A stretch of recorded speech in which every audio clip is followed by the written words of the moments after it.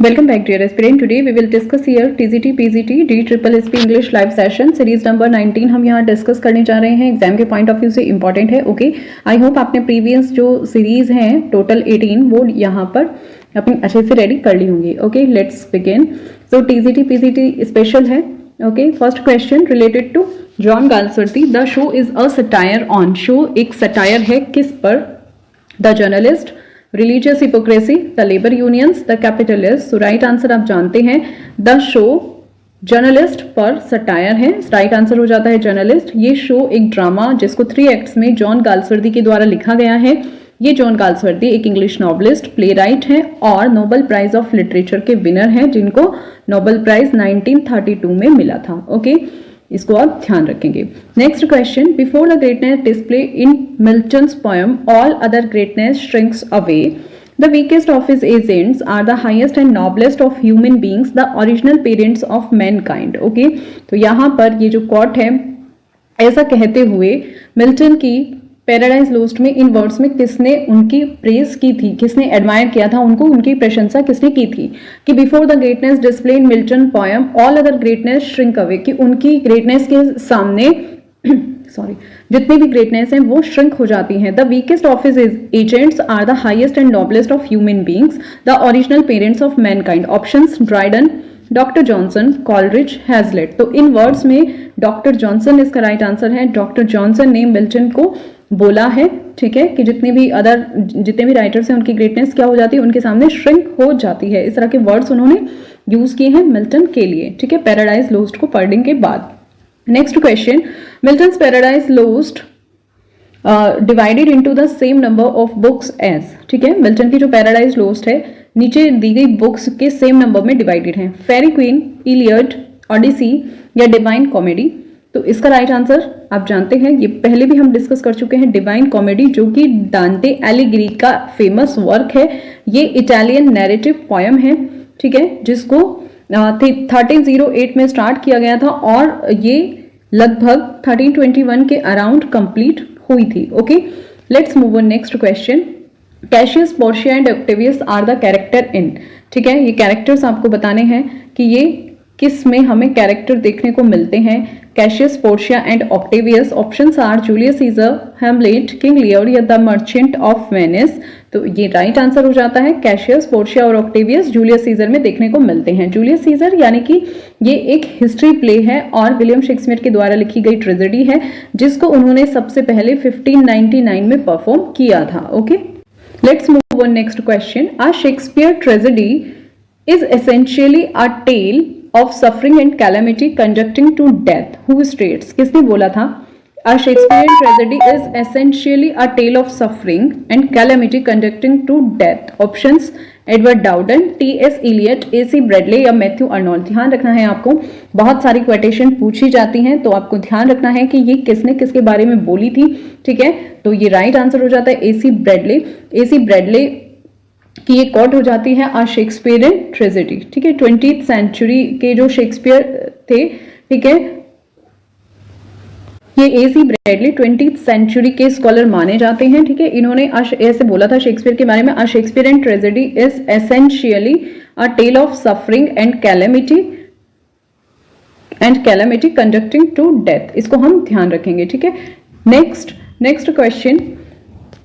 The gravedigger scene in Hamlet is an example of. ये जो gravedigger scene है Hamlet में, ये किसका एग्जाम्पल है? Hamartia, comic relief, internal conflict या एक्सटर्नल कॉन्फ्लिक्ट. तो ये ग्रेव डिगर सीन जो है ये यहाँ पर किसका एग्जाम्पल हो जाता है? ये कॉमिक रिलीफ का एग्जाम्पल हो जाता है. ग्रेव डिगर सीन का यहाँ पर मोटिव ही ये था कि जो ट्रेजेडी है उसमें थोड़ा सा रिलीफ दिखाई दे. ठीक है, तो ये यहाँ पर कॉमिक रिलीफ का एग्जाम्पल हो जाता है.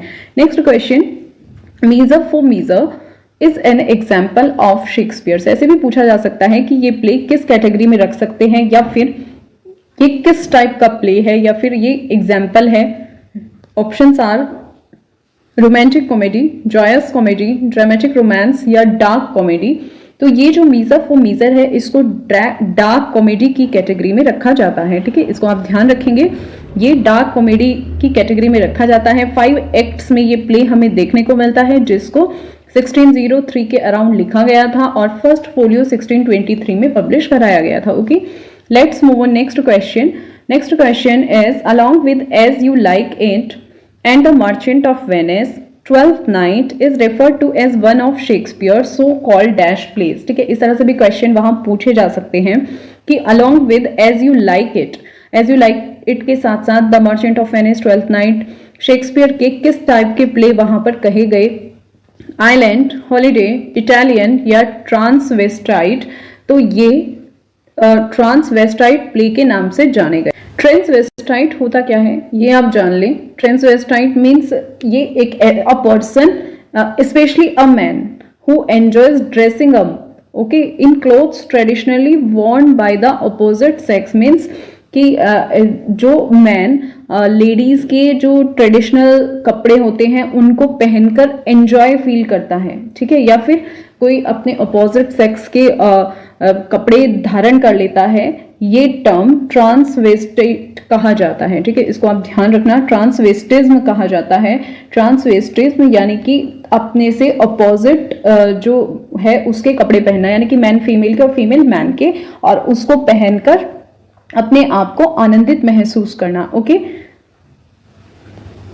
तो शेक्सपियर के ये plays Merchant of Venice, As You Like It, जिसमें और डिस्गाइज कर लेते हैं अपने वेश को, ट्वेल्थ नाइट, तो ये किसके एग्जाम्पल हैं, ट्रांसवेस्टाइट के। Okay, next question, the line I am no Prince Hamlet nor was meant to be appears in T S. Eliot's. ठीक है, यहाँ पर ये लाइन जो है, the line I am no Prince Hamlet, कि मैं प्रिंस हैमलेट नहीं हूं, nor was meant to be, ना उसके जैसा हो सकता हूँ, अपीयर्स इन टी.एस. इलियट के किस वर्क में ये हमें देखने को मिलती है। ठीक है, ये आपको बताना है।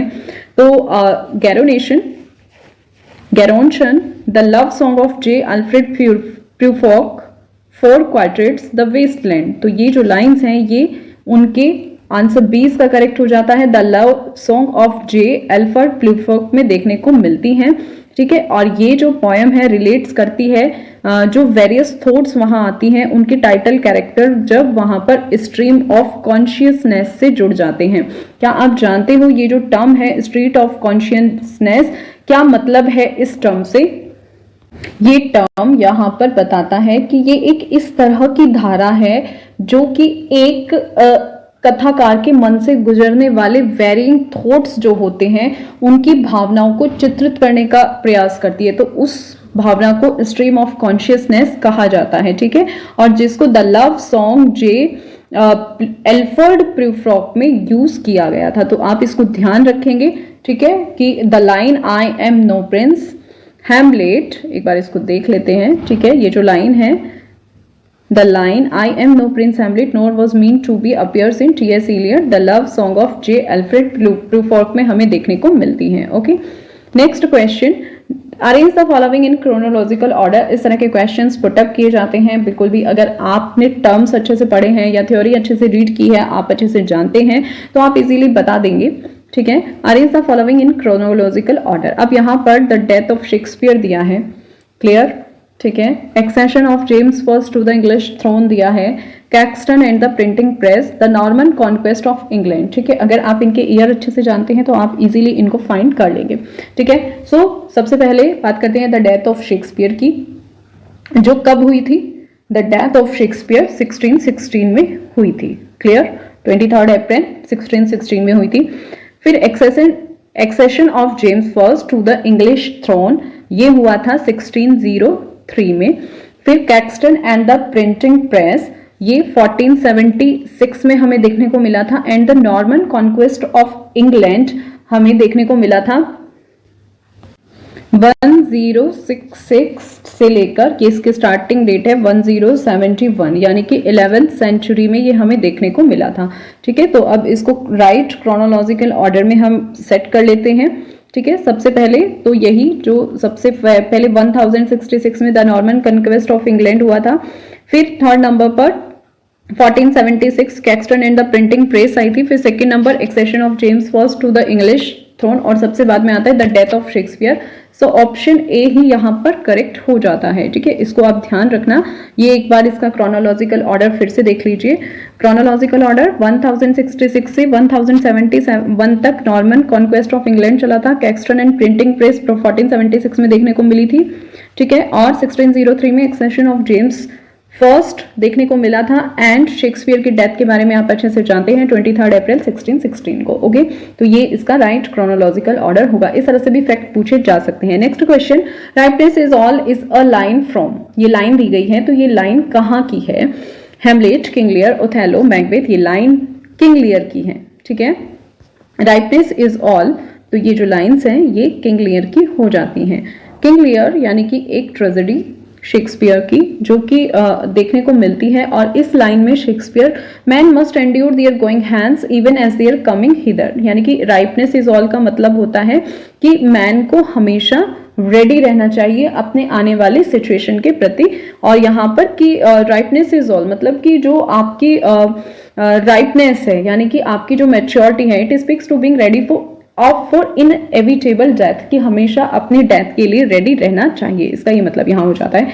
Next question, to the memory of my beloved the author William Shakespeare and what he hath left us is an ode composed by, आपको बताना है, ठीक है, ये बहुत ही इंपॉर्टेंट है और बार बार हम इसको डिस्कस भी कर चुके हैं। To the memory of my beloved the author Mister William Shakespeare and what he hath left us, ये ऑड है, किसने ये कंपोज किया था? John Milton, Ben Jonson, Andrew Marvell या जॉन सकलिंग, तो ये फेमस ऑड बेन जॉनसन का है, ठीक है। ये एक एलेजी है जिसको बेन जॉनसन ने अपने फ्रेंड के लिए लिखा था, और वहां पर वो इस पोएम में बहुत सारे एपिथेट्स शेक्सपियर को इंक्लूड करते हुए देते हैं, ठीक है। शेक्सपियर के लिए उन्होंने ये एपिथेट्स दिए थे, लाइक उन्होंने शेक्सपियर को बोला था सॉल ऑफ द एज, ठीक है, ये एग्जाम में पुटअप किया जा सकता है कि किसने ये बोला था। और उन्होंने बोला था the wonder of our stage, और उन्होंने बोला था sweet swan of Avon, and he was not of an age but for all time, तो ये सभी उन्होंने शेक्सपियर के लिए बोला था, ये आपको ध्यान रखना है। बेन जॉनसन ने शेक्सपियर के लिए ये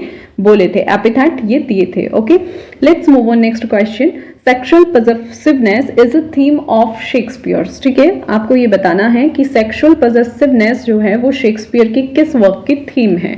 कॉरियोलेनस, Julius Caesar, Henry fourth part 1 या अ मिडसमर नाइट ड्रीम, तो ये कौन से वर्क की थीम हो जाती है? अगर आपने वर्क अच्छे से रीड किए हैं तो आप इसका आंसर इजीली दे देंगे।